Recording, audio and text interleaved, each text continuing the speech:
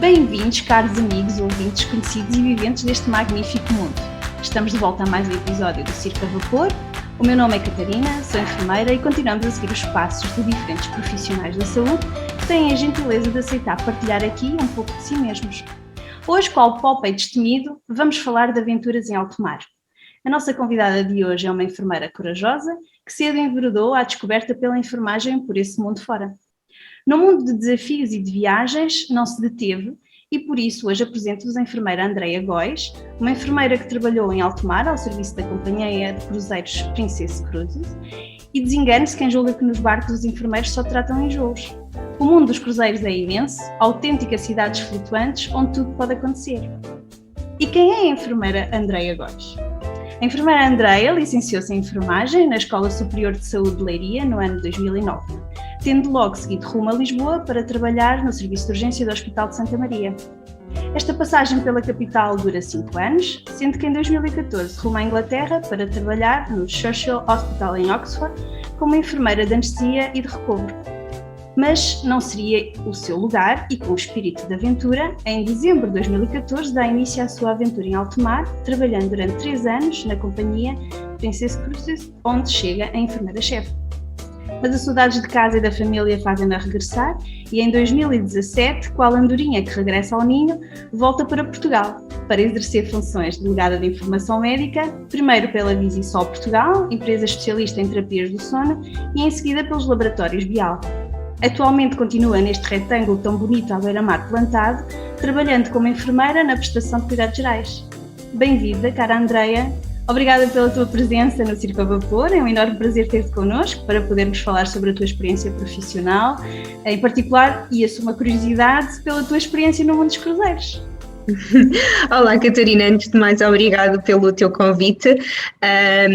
Confesso que estou um bocadinho ansiosa por partilhar esta experiência, mas eu sou tão apaixonada pela experiência que tive que eu acho que vou conseguir transmitir isso facilmente.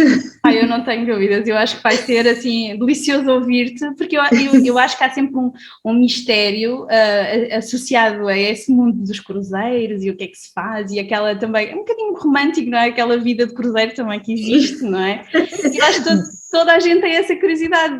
Portanto, eu acho que quase todos, pelo menos mais ou menos da nossa idade, acho que todos viram a série O Barco do Amor e toda a gente pensa que aquilo é exatamente o que tu estás a dizer, essa ideia romântica. É um bocadinho, nós vamos aliados, assim, é um romance que vem de lá, não é? Havia sempre um romance no meio daquilo tudo também, um amor encontrado e portanto toda a gente ficava feliz, uma grande festa, mas é muito giro. Mas olha, diz-me, quando decides tirar a enfermagem, agora assim começando aqui já uma pergunta, lançando-te uma pergunta para ver, quando tu decides tirar a enfermagem já tinhas em mente a vontade de correr o mundo e de ir por aí fora?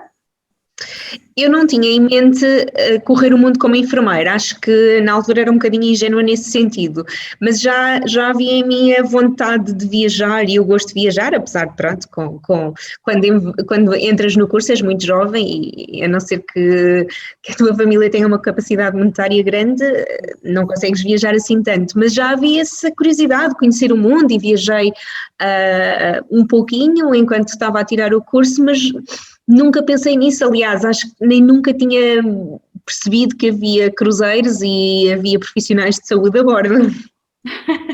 Isso é curioso. Mas és uma curiosa pelo mundo. Embarcar então no cruzeiro, de certo modo, foi assim a forma certa de o fazer, não é? Porque acabas por... É sempre aquela coisa, vamos parar em cada porto, conhecemos sempre um pouco, não é? E como é que é isso? Olha, eu lembro-me como se fosse hoje do primeiro dia que embarquei, eu não consigo descrever a sensação, eu sentia que o meu peito transbordava de alegria e de ansiedade, e eu lembro-me, na altura que decidi, que tomei a decisão de ir para os cruzeiros, o meu pai não ficou muito feliz com a decisão, pronto, não é por estar longe e claro. Pronto. E não saber, não me ter debaixo da asa dele, e eu lembro-me que estava no aeroporto de Lisboa, não é? E lembro-me de lhe enviar uma mensagem a dizer para ele não ficar preocupado que eu estava a fazer uma coisa que gostava, que era ser enfermeira e viajar. E eu lembro-me, olha, até estou a ficar emocionada porque eu lembro-me bem disto, dele me enviar uma mensagem a dizer, vai, eu dei asas, foi para tu voares. Oh, E isso o é meu lindo. peito, desculpa, estou mesmo emocionada. Nada. E acho que aquilo ainda me deu mais, sei lá, ânimo, mais. Epá, eu parecia que ia conhecer o mundo e que, sei lá, olha, nem te consigo descrever, era uma alegria que eu não consigo descrever. Eu lembro-me da sensação como se fosse hoje, uma felicidade. Eu acho que qualquer pessoa que olhasse para mim naquele aeroporto sozinha pensava, esta é maluca, está aqui toda sozinha e está tão feliz. Mas lembro-me, eu transbordava de alegria, foi uma sensação que eu Era um acho desejo concretizado, era que o. sim. Acho que sim. Sentias-te ali quase que era a tua porta do mundo, isso era uma experiência única, aliás, nem toda a gente pode dizer que passou por uma experiência dessas e que sente essa felicidade de viver uma aventura, era uma aventura, não é? É verdade, e é verdade, é exatamente isso que tu acabaste de dizer, uma porta do mundo, e foi isso que eu senti. Pá, eu acho lindo e estive a ler um pouco sobre a vida nos cruzeiros e, na realidade, apesar de termos, como tu dizias, aquela história do barco do amor e de sentirmos que era tudo muito giro e tal, e toda a gente muito gira e muito arranjada e todos muito bonitos, não é? Acaba por ser assim. Eu vejo, e li alguns relatos que também não é tanto assim. Existe assim uma parte, principalmente, não é, para a tripulação, que ouve-se dizer que é trabalha-se imenso, tem-se imensas horas, que os contratos são bastante longos, apesar de haver aquele equilíbrio entre estarmos X tempo no mar e X tempo em terra, que às vezes até parece apetecível estarmos algum tempo em terra, mas depois, quando comparado com o tempo que estamos fora, parece-me que depois afinal não é assim tão certo, não é? E depois que é preciso grandes cursos, que é preciso ter, saber nadar, sei lá. Sabes que isso foi uma coisa que nunca me perguntaram se eu sabia nadar, não. Mas não sei, mas é aquela imagem, aquele clichê, não é? Eu vou para o navio, devo saber nadar, não é? Tipo aquela coisa. Se é preciso falar inglês muito bem, ou se é para jovens, ou se é só para jovens. E eu queria te perguntar, como é que é? Foi isso que encontraste? Como é que é viver a bordo de um grande cruzeiro? Como é que é a rotina? Conta-nos.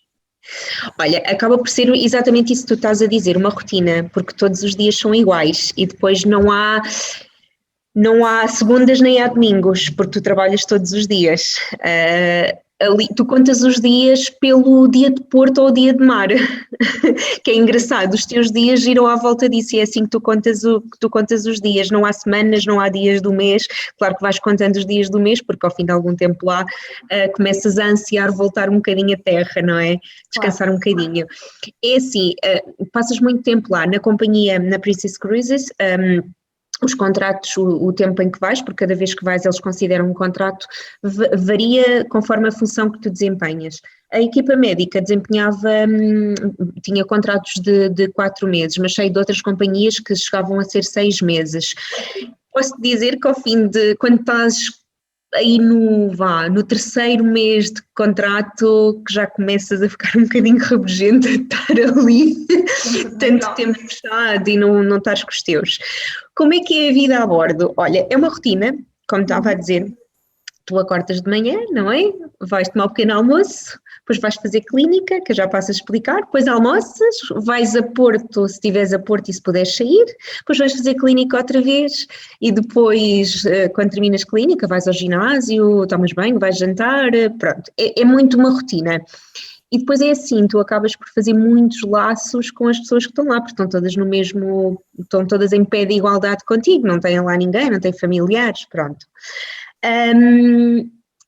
Não é trabalhar num cruzeiro como enfermeira ou como profissional de saúde, considerando aqui os médicos e os paramédicos, porque também existem paramédicos, não é essa ideia romântica de que eu ando a conhecer o mundo. Ando a conhecer o mundo um bocadinho, porque trabalhas imenso, e passo a explicar porquê.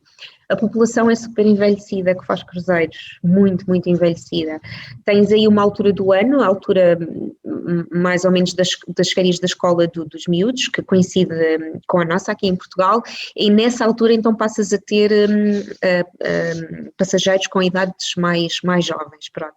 Tirando isso, o resto do ano, eu diria, eu não sei exatamente, mas eu arriscaria a dizer que a média de idades deve ser 75 anos. Uau, olha, não Pronto. tinha essa ideia, é verdade. Sim, Não fazia, sabia que existia uma verdade. idade um bocadinho mais adulta para se fazer um cruzeiro, assim, dos 50, pensava eu, mas tão idade não pensava que era tanto. É, Ah, eu posso dizer que cheguei a ter uma vez uma utente com 103 anos. Uau! Olha, palmas para ela, porque ela é uma espetacular, a sério, E adoro. ela vinha de Andarilho ao centro médico, descalça, só com meias, para fazer o penso de uma úlcera varicosa que ela tinha. Oh, meu Deus, é sério, coragem. Eu acho espetacular essa vontade, e essa vontade para fazer um cruzeiro sem saber. Bem, também, Sim, de certo modo, é uma confiança nos serviços e na confiança também nas próprias empresas, não é? Porque ele, se calhar, sim, já tinha experiências anteriores que lhe dão essa vontade e essa certeza de que tudo iria correr bem. Isso sim. também é muito bom saber para quem um dia quer experimentar fazer. Acho que deve ser também bom saber. Mas diz-me, as equipas são constituídas, as equipas médicas, de saúde, aliás, não, são constituídas por que pessoas, por quantos elementos, em média, obviamente, depois também se calhar depende do número de pessoas que existe a bordo, Sim, não é? sim. Depende exatamente, como tu disseste, da dimensão do navio. Eu posso dizer que o navio mais pequeno que eu estive tinha 2 médicos e 3 enfermeiros. E o maior, onde eu estive, tinha 3 médicos, 3 enfermeiros e 2 paramédicos. Falamos aqui de paramédicos dos americanos, dos australianos e dos canadianos, que são mesmo paramédicos, pronto. Pronto, varia. E na companhia havia ainda barcos mais pequenos que tinham um médico e 2 enfermeiros, pronto, mas esse eu nunca cheguei a fazer. Quando Pronto. dizes que fazias clínica, era o quê? Era fazer clínica, era o quê? Então é assim, aquilo não é um hospital, não significa quando estás de portas fechadas que não possas ter trabalho e ter utentes lá dentro. Chama-se clínica porque nós chamamos clínica. I'm going to clinic. Vou fazer o meu turno, vou fazer o meu turno, Pronto. basicamente. E é assim, as portas têm horas para estar abertas, agora já não me lembro exatamente, mas eu lembro-me que em dia de Porto abríamos às 8 da manhã e fechávamos às 10. E depois à tarde, salvo erro, abríamos às 4 e fechávamos às 6. E depois em dia de mar, as portas estavam abertas durante um maior período de tempo, 3 horas de manhã e 3 horas à tarde. Só que aquilo, pronto, as portas estão fechadas, mas existe sempre alguém on call. É como se houvesse um 112 a bordo. Nós chamamos o 911. Tens um enfermeiro on call, tens um médico on call e tens nos navios que têm paramédicos, tens então um paramédico on call. Qual é a diferença?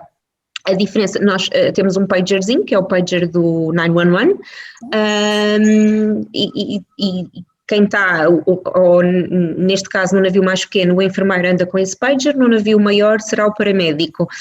E esse pager ligam-te do número no barco, tu recebes um número e tens que ligar para saber o que é que se passa, pronto. Ou seja, quem está on call... De triagem automática, de certo modo. Exatamente, exatamente. E quem está on call durante 12 horas. Pronto, lá está. A clínica pode estar fechada, mas eu posso ter trabalho lá dentro, posso estar a trabalhar, até eventualmente posso ter um doente internado. Claro. Mas como te estava a dizer, a população é mesmo muito envelhecida, portanto, tudo aquilo que entra num serviço de urgência acontece ali, infartos, AVCs, edemas agudos do pulmão, quedas com fratura de colo de fémur, que nestas idades acontece muito. Como é que depois fazem o seguimento, em termos de, imagina que tem uma situação grave, têm que evacuar ou levar para o sítio. Tiveste experiências desse género? Tive várias experiências desse género. Então é assim, tudo depende de onde é que tu andas. Se estás em alto mar e não consegues chegar à terra muito rápido, tens que manter o doente. Existe vamos lhe chamar uma unidade de cuidados intensivos lá dentro, porque dentro do centro médico tu tens enfermarias, tens quartos onde podes ter os doentes internados e um deles está completamente equipado para se tiveres um doente de cuidados intensivos, vamos lhe chamar cuidados intensivos, não é? Porque não é propriamente cuidados intensivos, Claro, mas pode estar ventilado, tens tudo para o manter até o conseguires desembarcar. Depois o que é que acontece? Quando as situações são muito graves e precisam mesmo de ser evacuadas para um hospital rapidamente, tem que se avaliar quais são os recursos mais perto. Primeiro, pode ser uma evacuação de helicóptero, mas tem que se avaliar a quantas milhas estamos de terra, porque os helicópteros só podem vir, eu agora não me consigo lembrar, mas só podem vir até X milhas de terra. Pronto, e depois têm que ter aqueles cálculos todos. Por exemplo, eu tive situações em que vem um helicóptero militar e o helicóptero militar fica ali a voar até evacuar o doente. E tive outra situação, num helicóptero, digamos um helicóptero, eu não sei se vou dizer uma barbaridade, mas do INEM, penso que a capacidade de combustível será mais pequena e esse helicóptero terá que voltar à terra para reabastecer enquanto preparamos o doente para depois ele voltar e nós o evacuarmos. Temos também a situação em que diverges para a terra, quando andas relativamente próximo de terra, e tens a situação que também me aconteceu, que vem, eu não sei se tu sabes o que é o pilot boat, que é aquele barquinho pequenino que conduz o navio grande para dentro e para fora de Porto. Sim, aqueles os rebocadores. Exatamente. Também me aconteceu eu desembarcar, nós ancorarmos e eu vir o pilot boat e eu desembarcar com os doentes para a terra no pilot boat. Pronto. Ok. Tens vários sítios. É uma série de situações que têm que estar preparados para isso. Para tu poderes te candidatar a esse tipo de trabalho, é preciso algum curso especial, alguma situação em particular? O que é que tu sentiste? Que havia assim dificuldade em conseguir entrar ou é mais relativamente fácil do que aquilo que imaginamos? Olha, eu costumo dizer que me caiu no colo. Boa. Perfeito.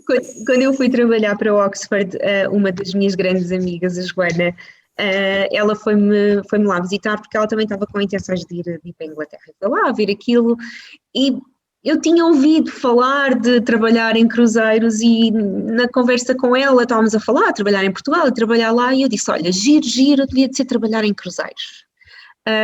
Viajares e trabalhares e se calhar até receberes bem. Pronto, a Joana voltou para Portugal e uns dias depois enviou-me um e-mail com um link e dizia, era isto que tu querias. Eu cliquei no link, enviei o meu currículo, fui contactada, mas foi sem, eu quero mesmo isto, foi uma coisa tão, parece que aconteceu tão naturalmente, que eu costumo dizer exatamente que me caiu no colo. Depois passas por uma série de entrevistas, sim, tens que ter alguns critérios, pelo menos na companhia onde eu trabalhava, tens que ter X anos de experiência em urgência ou em cuidados intensivos. Tens que ter suporte avançado de vida, que é uma das exigências, e depois passas por uma série de entrevistas, até que no final fazes uma entrevista com uma das enfermeiras responsáveis da companhia, que ela te põe cenários e tu vais dizendo o que é que vais fazendo, pronto. E acho essa é a última entrevista onde acontece a decisão final, pronto. Mas aquilo foi tão...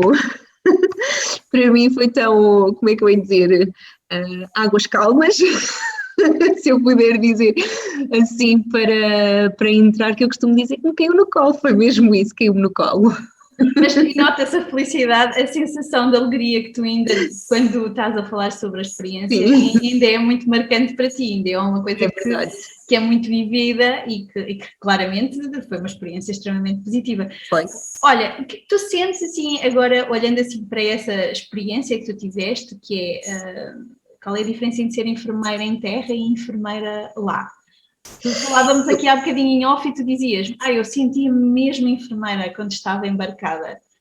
Eu vou-te dizer uma pequena diferença. Eu penso que deves ter noção que quando vais para a Inglaterra tu não podes fazer uma série de coisas, tens que fazer uma série de cursos e ficar autorizada, tens de ter uma série de pessoas a ver que tu fizeste os cursos, e eu quando fui para a Inglaterra, estive lá pouco tempo, não é, porque depois surgiu esta oportunidade, mas senti isso.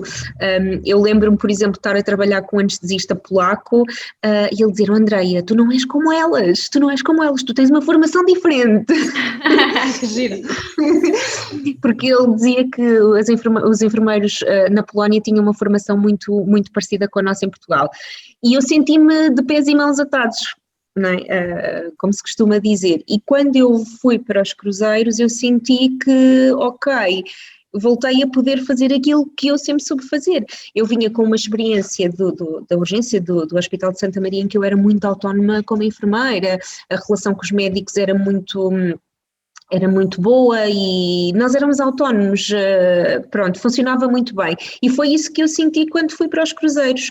És muito autónoma, tão autónoma como eu me sentia quando trabalhava na urgência de Santa Maria e como eu não me sentia em Oxford, por isso é que eu digo que, pronto. E depois é assim, a equipa é pequena, e tem que haver confiança, portanto, imagina, eu estou com um doente à noite internado, por exemplo, olha, lembro-me de uma situação, lá tu tens que ter uma prescrição do médico para algalear o doente, mas não vais acordar o médico à meia da noite porque tens um doente com uma fratura do colo do fémur que tem uma tração cutânea e tu precisas do algalear ou da algalear, não vais acordar o médico só para dizer, olha, preciso que venhas cá fazer uma prescrição, pronto.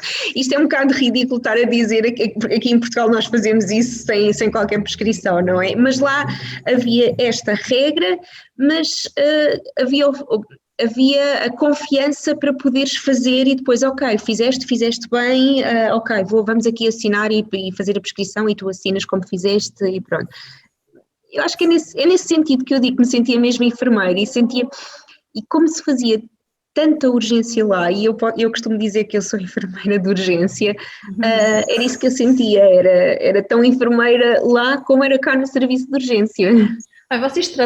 Vocês no fundo acabam por se transformar numa família de água, não é? Uma família, digo de água não no sentido de vai ao fundo, mas é uma família que se une, uma vez que estão confinados num barco e que têm que se aproximam-se de certo modo, não só pela confiança profissional, mas também criam laços de amizade, não é?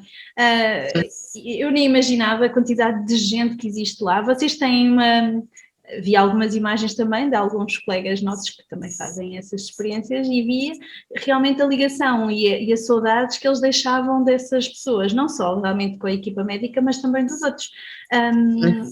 Isto eu acho impressionante, é uma gestão muito meticulosa que mais parece uma cidade de abelhas. Tu sentias isso também lá, com tanta gente, com tantas nacionalidades, com tantas diferenças? O que é que era mais difícil? Olha, não te sei responder a essa questão, porque eu acho que, primeiro, eu vou-te ser super honesta, eu nunca fui tão bem tratada como enfermeira, ou tão respeitada como enfermeira como lá. Pronto. Talvez porque eu também ia com uma posição um bocadinho superior a outros tripulantes e talvez isso também contasse, não é, para eles. Mas eu acho que não havia isso das dificuldades, porque estamos todos longe da família, estamos todos ali a trabalhar, porque precisamos trabalhar, não é? E eu acho que se não se criarem laços, se as pessoas não se derem bem, aquilo é muito mais difícil. Eu posso dizer que eu tive muita sorte com as equipas com quem trabalhei. É claro que tu às vezes te relacionas mais com a tua equipa, a tua própria equipa, neste caso a equipa médica, e há outras alturas em que se calhar nem te identificas tanto e acabas por te relacionar mais com outras pessoas. Eu tive das duas situações. Sei lá, o que é mais difícil? É as saudades de terra, da família, eu acho que é isso. Como é que faziam para matar as saudades? Como é que faziam? Eu falava com os meus pais quase diariamente, à internet a bordo, não é? E também podíamos fazer chamadas, e eu falava com eles quase diariamente. E depois em Porto, isto parece um bocado ridículo, mas quando tu estás num contrato, normalmente tu fazes o mesmo itinerário durante 4 meses, a não ser que o barco se reposicione pelo clima, pronto, pelas épocas do ano. E às tantas tu já conheces os portos, as primeiras vezes eu quero ir ver isto, quero ir ver aquilo, mas depois quando já lá estás outra vez o que tu vais fazer é à procura de um café com internet. Portanto, o sítio mais fixe é o café com a internet. Não, mas quando já começas a conhecer o sítio e pronto, ou vais sair só um bocadinho porque tens alguma coisa para fazer, só para ir ao supermercado comprar uns produtos de higiene, acabas por ir a um Starbucks, aproveitar um bocadinho de internet para conseguires falar com a família e com os amigos, porque a internet a bordo é paga. Pois, isso também depois encarece, mas olha, eu acho engraçado ouvir-te falar e ver essas experiências, porque realmente nós não temos bem essa noção. E eu ia-te perguntar também aqui outra coisa, quais é que tu achas que seriam os requisitos, falaste um bocadinho aqui da exigência que é ter que estar a lidar com tanta gente diferente, no fundo ter esta adaptação, e surgiu-me aqui uma uma palavrinha, não é? Mas eu vou deixar para ti, depois digo-te qual é que eu pensei, porque o que é que tu consideravas, assim, para alguém que até ponderou e eventualmente abraçar também uma carreira em alto mar, quais é que seriam para ti os requisitos fundamentais para essa pessoa ter e que seriam mais vantajosos depois na adaptação a bordo? Sei lá, olha, uma fácil capacidade de relacionamento com outras pessoas, se calhar uma pessoa mais extrovertida, porque eu acho que uma pessoa muito introvertida ali vai sofrer muito, porque vai acabar por se isolar, não tem os amigos, não tem a família, pronto, eu acho que sou uma pessoa extrovertida e acho que isso me facilitou. Olha, não ter laços amorosos em terra, porque é difícil. E depois, sei lá, não ter medo do desconhecido, do que é que vai encontrar, ou ok, vou trabalhar com uma língua diferente da minha, que isso aconteceu-me, não é? Por exemplo, os termos técnicos é tudo novo, estás a ver? Não ter medo, eles compreendem todos muito bem que nós somos todos de nacionalidades diferentes e facilitam muito a vida.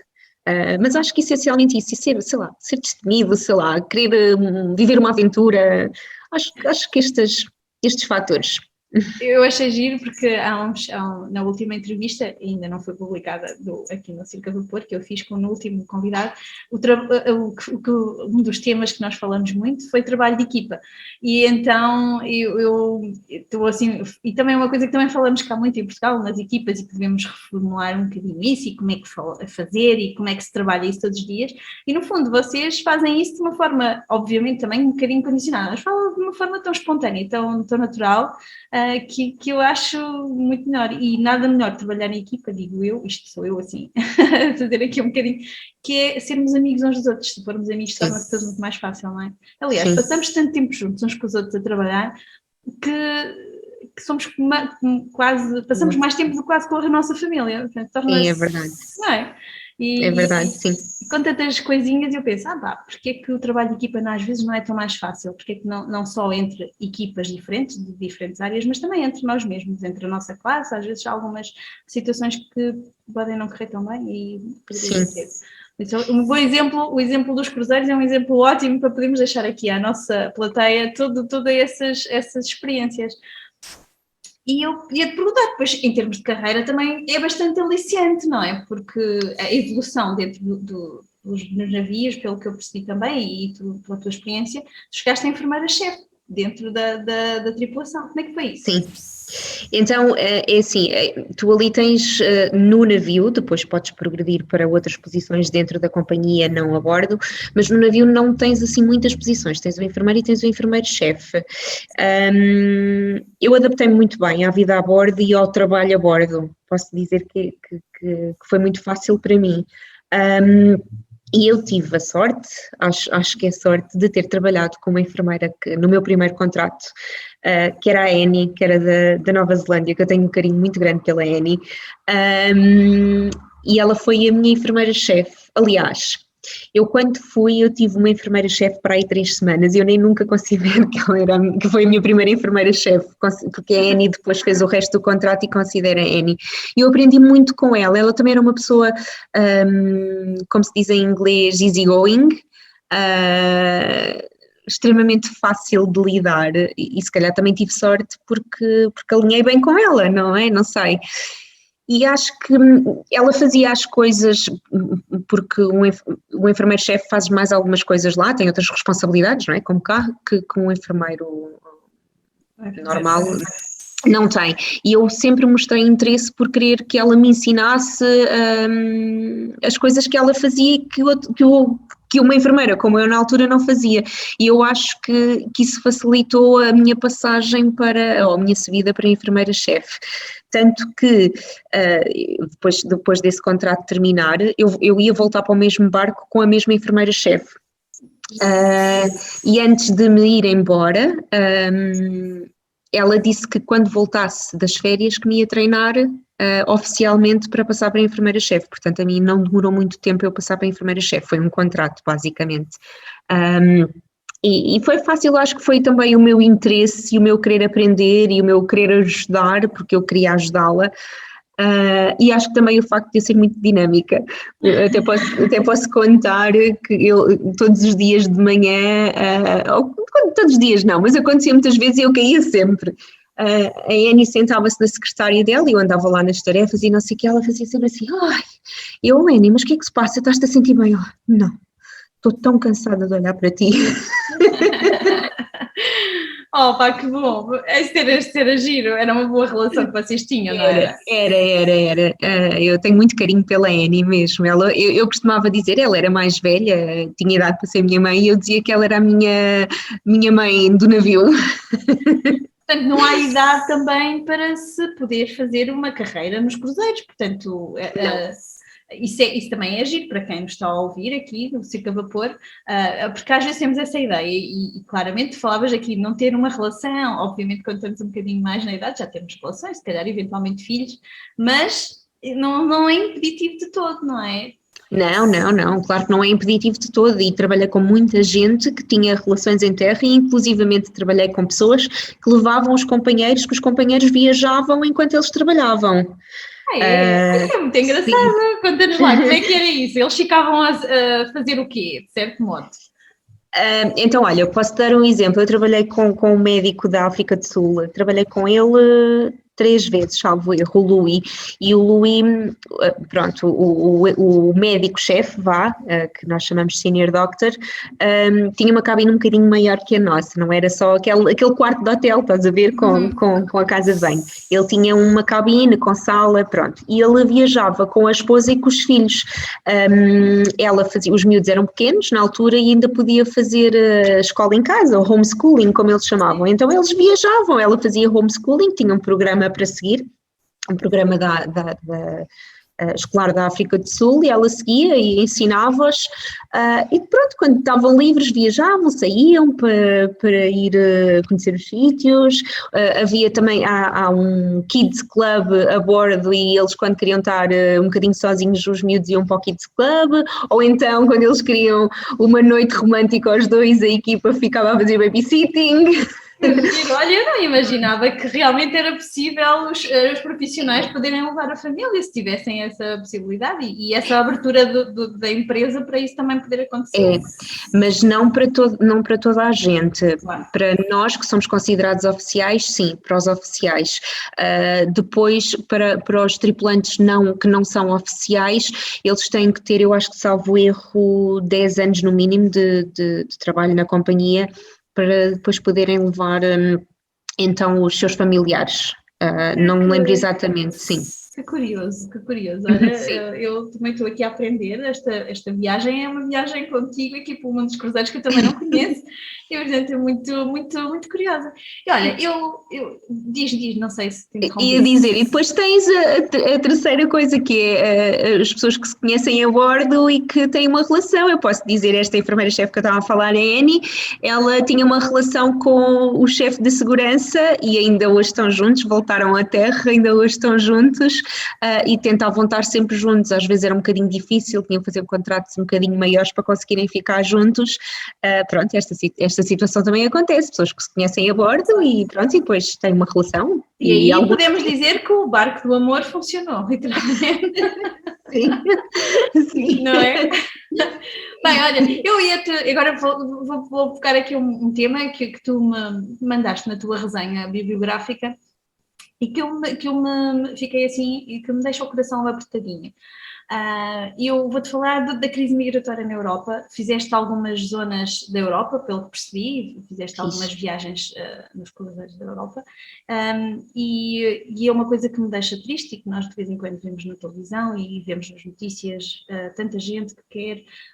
Aliás, é a maior crise migratória que existiu desde a Segunda Guerra Mundial e que estamos a vivê-la e nem temos bem ainda, acho que não temos bem a noção real de tudo isso. E tu na tua resenha dizias-me que tiveste essa experiência, tiveram viram, como é que foi? Eu nem sei bem por onde começar, por isso deixo-te aqui a palavra. Então, olha, vou-te contar exatamente como aconteceu e posso dizer que foi nesse dia que me caiu a ficha, estou no meio do mar. Então, eu estava a fazer cruzeiro do Mediterrâneo, íamos desde Veneza até Barcelona, passando pelas ilhas gregas, pela Turquia, pronto. E então estávamos ao largo da Grécia, e as autoridades gregas lançaram um comunicado para a ponte, para a bridge, a dizer que havia uma embarcação em apuros e que nós teríamos que ajudar. Eu lembro-me perfeitamente, eu tinha acabado nós tínhamos feito clínica, tínhamos fechado a clínica às 6 ou às 6:30, e a equipa tinha ido toda jantar, porque a maioria das pessoas de outras nacionalidades janta tudo muito cedo, e a Andreia tinha ido ao ginásio, e lembro-me perfeitamente de estar a vir do ginásio e sair um anúncio, o comandante fazer um anúncio para o barco todo a dizer exatamente isso, que a guarda costeira grega nos tinha mandado, não é? Resgatar uma embarcação em apuros.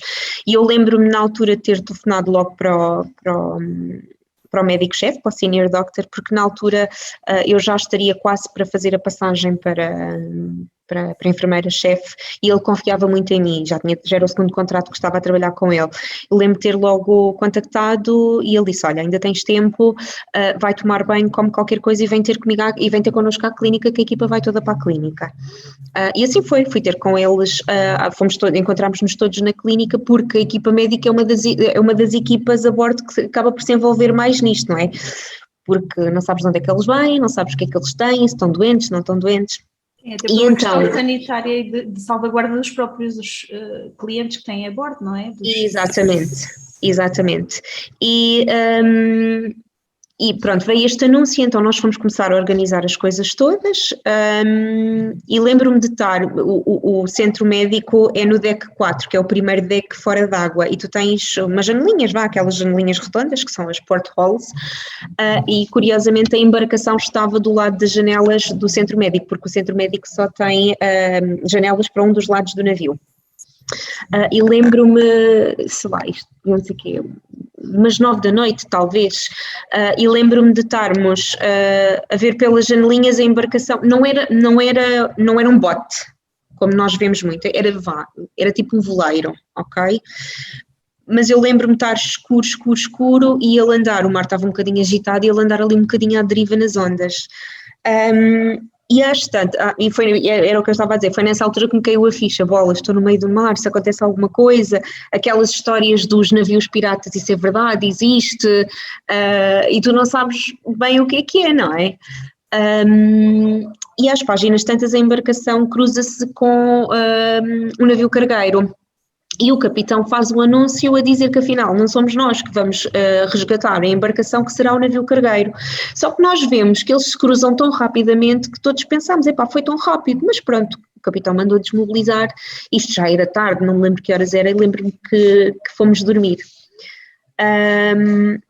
Fui dormir e às tantas, eu acho que eram umas 2 da manhã, levantei-me para ir à casa de banho, e quando me levantei para a casa de banho, o meu pager, porque cada um de nós tem um pager, começa a tocar, e era o médico-chefe a dizer-me, olha, o capitão vai fazer um novo anúncio, afinal não houve resgate, nós vamos resgatá-los.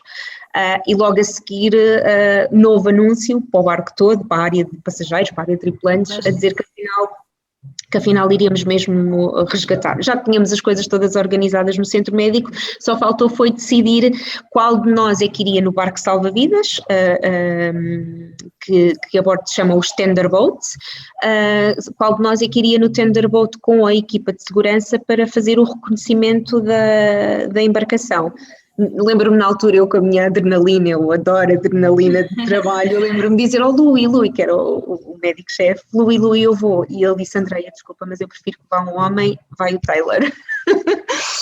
Pronto, e então lembro-me, eles saíram, saiu então o Taylor, que era um colega nosso da Austrália, saíram no Tenderboat com a equipa de segurança, e eles não vão à embarcação, eles vão perto da embarcação só para fazer o reconhecimento, não é? Por questões de segurança ou então eventualmente de haverem pessoas doentes com com doenças infectocontagiosas, não é?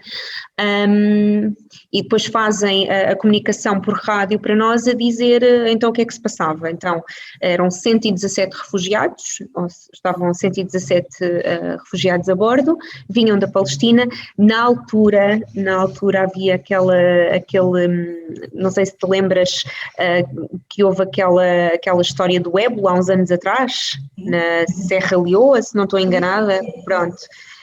E na altura, eu até tenho uma foto muito engraçada, que eu estou com a Baby Doctor, estamos as duas completamente equipadas, porque não sabíamos de onde é que eles vinham e o que é que traziam. Pronto, e então o Taylor fez a comunicação connosco, a dizer que eram 117, que vinham da Palestina, que não era uma zona de... onde havia casos de ébola, que maioritariamente, não me lembro das idades, mas à volta dos 30 eram pessoas jovens e que havia apenas uma pessoa com sintomas gripais a bordo, pronto, e havia uma grávida. E depois eles voltam para o barco e depois aquilo foi tudo muito rápido. Teve que se organizar uma zona no barco para colocar os refugiados. E então qual era a zona? Era o deck da tripulação. Tu tens, em todos os barcos, tens um deckzinho onde tem uma piscina para a tripulação, porque tu tens tripulação com privilégios, chama-se deck privileges, que são os oficiais que podem frequentar as zonas de passageiros, e tens o resto da tripulação que não pode frequentar as zonas de passageiros. Então existe um deck com piscina onde podem apanhar sol e dar uns mergulhos, pronto. E então era a zona maior do barco, tinha espreguiçadeiras que eles podiam deitar e estava uma noite super agradável e podíamos levar comida, ter a segurança aí, ter a equipa médica. E então tínhamos as equipas, nós, porque depois tínhamos também a equipa de segurança e os que se voluntariaram para nos ajudar, numa das portas laterais do barco, aquilo são tipo portões, não é? Que são as shell doors. Tinhas aí 2 enfermeiros, que acabou por ser o Taylor e na altura a enfermeira-chefe, que fazem a triagem para ver se eles vêm com febre, se têm sintomas, e depois eles são encaminhados então para o deck da tripulação, onde depois está, neste caso estaria eu, pronto, onde estaria eu e estariam então os outros 2 médicos, e na altura a forma como resolvemos comunicar entre nós se haviam pessoas doentes ou não, era fazer um sinal na cara deles com uma caneta se eles vinham doentes, pronto, e depois esses nós levávamos para uma zona à parte para fazer a avaliação e eventualmente levar para o centro médico, fazer análises, raio-x, o que fosse, pronto. Depois, tiveste contacto com eles? Eles falavam inglês ou alguma forma? Muitos não falavam inglês, eles tinham uma representante que era uma senhora com estudos, que era professora, e ela era como se fosse, ela era tipo a porta-voz deles, estás a ver? E era uma das pessoas mais velhas e parecia-me mais sensata. E então acabava por passar, a nossa comunicação passava muito por ela, com eles passava muito por ela. Depois posso dizer que aquilo foi muito intenso, porque estávamos ao largo da Grécia e eles não queriam ser desembarcados na Grécia, eles queriam ser desembarcados em Itália. Pronto. Houve toda uma combinação com a tripulação para eles não saberem que iriam ser desembarcados na Grécia, mas a determinada altura tens que lhes dizer que eles vão ser desembarcados na Grécia, não é?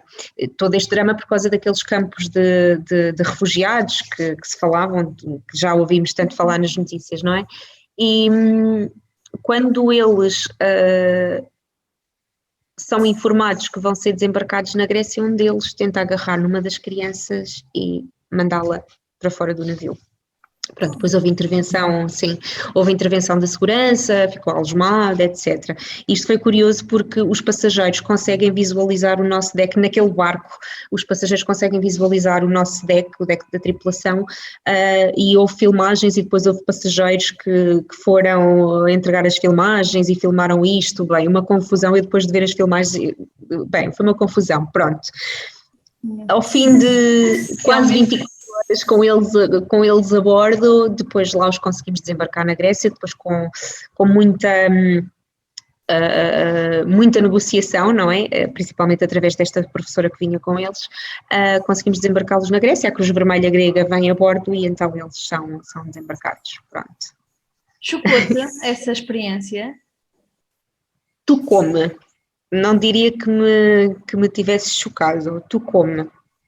E depois teres crianças a bordo e eles a fazerem desenhos a representar-nos, houve umas quantas crianças que fizeram desenhos a representar-nos, pronto, é um drama que eles vivem, não é? Pronto, É sempre muito não é fácil.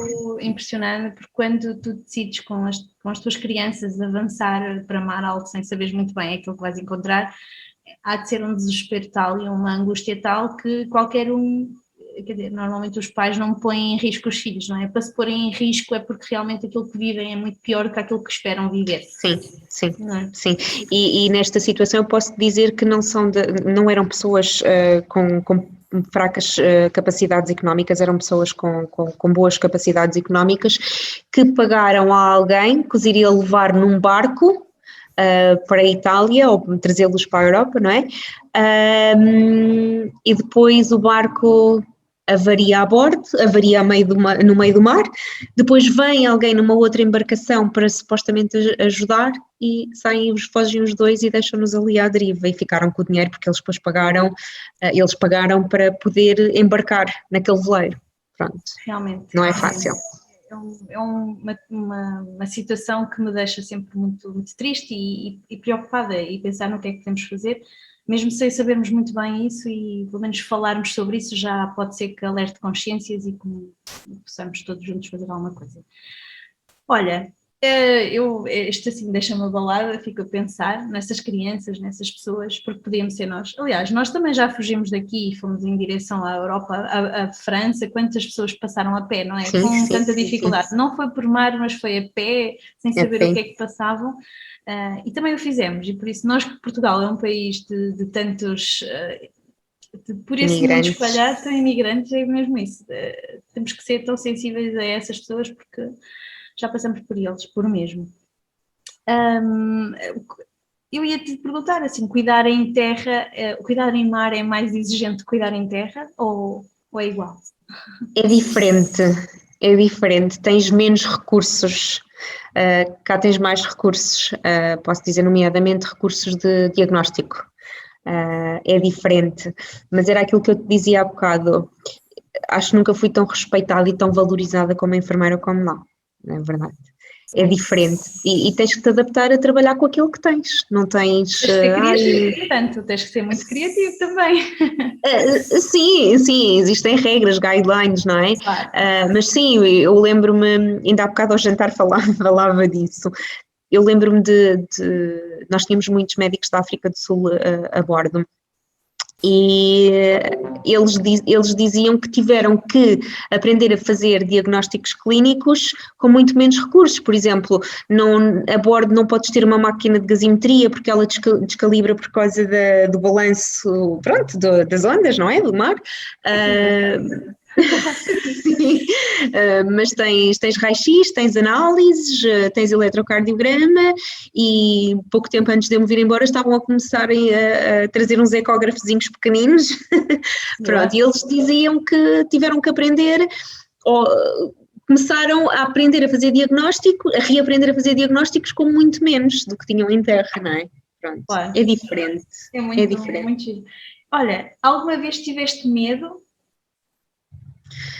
Eu não tive medo, foi esta situação dos refugiados que foi tipo, estou no meio do mar, mas medo não tive, mesmo em mares agitados não tive medo, não tive. Eu pensaria sempre que iria-me dar uma coisinha de enjoo, eu acho que é aquela primeira imagem que toda a gente tem. Já agora, alguma dica que tiveste em alto mar há tanto tempo que se possa tipo minimizar um bocadinho o que quer que seja, sem ser a medicação habitual, ou alguma dica que vocês possam dar? Sim, existem sempre coisas que ajudam, por exemplo, beber Coca-Cola, comer roçados de gengibre, comer maçã verde, todas essas coisas ajudam, mas eu honestamente quando sabia que que íamos ter mares agitados ou águas agitadas, eu tinha sempre, nós tínhamos uns comprimidozinhos a bordo que era a Cinerizine, e eu tinha sempre na gaveta e assim que me levantava da cama tomava 2 comprimidos de Cinerizine porque eu enjoava a sério. Opa, isso também não era nada agradável, não é? Ainda por cima teres que trabalhar e estar assim com aquela coisa, mas pronto. Olha, eu costumava dizer é trabalhares com sensação de cabeça vazia, porque era isso quando andavas enjoada, era isso que sentias, sensação de cabeça vazia mesmo. Opa, olha, boa, coragem, eu tenho que te dizer porque eu realmente fiz só, eu tive, já estive num cruzeiro, nunca tive essa sensação, foi tudo muito tranquilo, muito sereno, não houve essa, mas eu pensava muitas vezes nisso e pensava, o que é que me poderia aqui salvar? E também te digo, pensava muito na equipa médica, porque se por acaso o mar ficasse muito agitado, se toda a gente no barco ficasse muito nauseada e enjoado e tudo mais, era um descalabro para toda a gente. Acontece e aconteceu comigo, é horrível, porque depois tu tens que subir às cabines para injetar toda a gente com prometazina, sim, injetas mesmo as pessoas com prometazina para parar o enjoo. Pois, realmente, é que pensas nisso, tipo, não só no vosso trabalho, mas também nas férias ficam ligeiramente estragadas para aquelas pessoas que estão ali a tentar aproveitar, não é? Sim, mas depois, olha, essa injeção é muito boa porque eles depois adormecem, que ela causa sonolência e ficam bem. Mas acontece muito, eu lembro-me eu estava no Havaí, o mar do Havaí é horrível, horrível, e tínhamos tripulação e passageiros completamente enjoados a vomitar, olha, pronto, mas resolve-se. Sim, depois passa, não é? O pior é tu teres que andar a tratá-los e também estares assim, mas pronto. Imagino. Quer dizer, ou não, nem imagino, porque eu não faço ideia de estar enjoado e ter de tratar pessoas, não é? Bem, olha, agora antes de iniciarmos aqui a reta final da nossa entrevista, só fazer-te uma última questão, se voltar a casa é algo definitivo, ou como qualquer marinheiro que sente assim aquele bichinho do mar, tu tens saudades e aquela saudade bate mais forte e um dia ainda ponderas voltar a fazer outra experiência, quem sabe? Eu, saudades não vou dizer que não tenho, porque como tu já percebeste, foi uma experiência que eu gostei muito, mas eu se voltasse não voltaria sozinha, não gostaria de voltar sozinha. Esse é o ponto mais que tu apontas como negativo relativamente à tua experiência, não é? Sim. E depois tu chegas a uma determinada altura da tua vida e tu sabes que és mãe, queres assentar e criar raízes e dar continuidade à espécie, não é? Lá está. A biologia a funcionar em pleno, não é? É isso. Exatamente. Bem, olha, Andreia, para terminarmos assim, eu tenho agora tenho uma rubrica, a minha rubrica final de fim de entrevista, antes de depois de te deixar um bocadinho aqui, um bocadinho à vontade para tu fazeres, se calhar um apelo, o que tu quiseres, um espaço aberto para tu sugerires alguma coisa, dares um conselho a quem nos ouve, fazeres a tua... É um espaço livre, é todo teu. Mas antes disso, vamos passar aqui pela nossa rubrica, que se chama À Descoberta, e no fundo é só responder a perguntas que são tipo de resposta rápida e depois, sem pensar muito, que é para podermos fazer assim aqui um mix de conhecimento da nossa pessoa, do que é que nós estamos aqui, está bem? Ok, certo. Então vamos lá, À Descoberta. Andreia, verão ou inverno? Verão. Praia ou piscina? Praia. Preto ou branco? Branco. Comida com ou sem picante? Com. A coisa que menos gostas? Mentiras. O que te tira o fôlego? Viajar. O que te tira do sério? Mentiras novamente. Ler um livro ou sair com amigos? Sair com amigos. Verdade ou consequência? Verdade. Sempre. Viajar sozinho ou em grupo? Em grupo. Tornar visível é tornar igual? Não. Acho que não. Esta pergunta é assim, é mais picante aqui do fim. E também é com esta pergunta que também termino esta minha rubrica da descoberta e que agora dou-te o espaço para tu possas fazer um apelo, dares um conselho, o que tu achares aqui à nossa plateia do Circo a Vapor. Ok, então acho que vou aproveitar para dar um conselho relacionado com esta minha experiência a todos os colegas que a queiram ter, que vão à procura dela. Primeiro porque eles valorizam muito a formação do enfermeiro português, muito, muito, muito, muito, muito. Na altura que eu saí, eles valorizavam tanto a experiência do enfermeiro português que estavam a começar a recrutar médicos portugueses também, e sei que já existem alguns a bordo. Vão atrás, corram, vão à procura, não desistam, porque é uma experiência maravilhosa, a sério, é fantástica. E é ir de horizontes abertos. É uma experiência para a vida e que nos enriquece muito e que tenho certeza que tu também se calhar te tornaste uma outra pessoa depois dela, não? E que com isso também enriqueces agora o nosso pequeno Portugal, quando estás cá, e que também com quem cruzas também será muito mais bom para todos, não é? Eu acho que isso é sempre bom, termos experiências Quero acreditar que sim. Eu não tenho dúvidas, a sério, tenho essa fé de que quando nós nos pomos à prova tornamos sempre melhores. Isso é o melhor que levamos. Olha, Andreia, muito obrigada por tudo, pela tua disponibilidade, por estares aqui connosco, por podermos ouvir e as tuas histórias e algumas tocantes, e também por nos desafiares um bocadinho a deixar esse bichinho para quem estão a acabar o curso, se calhar, podem fazer essa experiência diferente, ou então não, para quem também já tem uma carreira, queira tornar-se diferente e nunca é tarde para fazermos aquilo que queremos, podermos ir por um caminho diferente. Obrigada. Agradeço. Obrigada pela oportunidade. Nada, olha. Então, vou só terminar e despedir-nos aqui de toda a gente, não é? Este é o podcast Circo a Vapor, o podcast de conversas soltas sobre o mundo da enfermagem e da saúde. Não se esqueçam de ir ao YouTube, ao Facebook, ao Instagram, por favor, façam um like, sigam as nossas publicações, partilhem com os vossos amigos, e porque só assim conseguirmos chegar a muitos, seremos também muitos a falar de nós, e só assim fazemos a diferença. Obrigada a todos, muitos beijinhos.